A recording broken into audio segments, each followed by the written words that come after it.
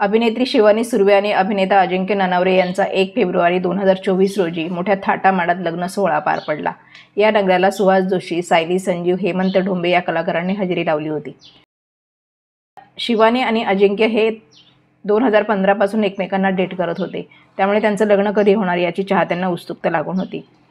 31 जानेवारी रोजी शिवानीने अजिंक्यसोबत साखरपुडा केल्याचं जाहीर केलं, तेव्हा अनेकांना आश्चर्याचा सुखद धक्का बसला।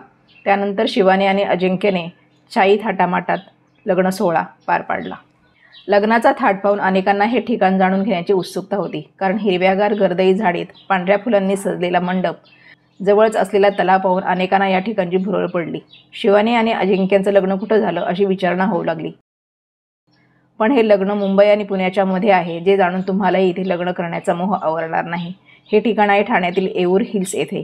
येऊर हिल्स हे ठिकाण निसर्गाने व्यापलेलं आहे।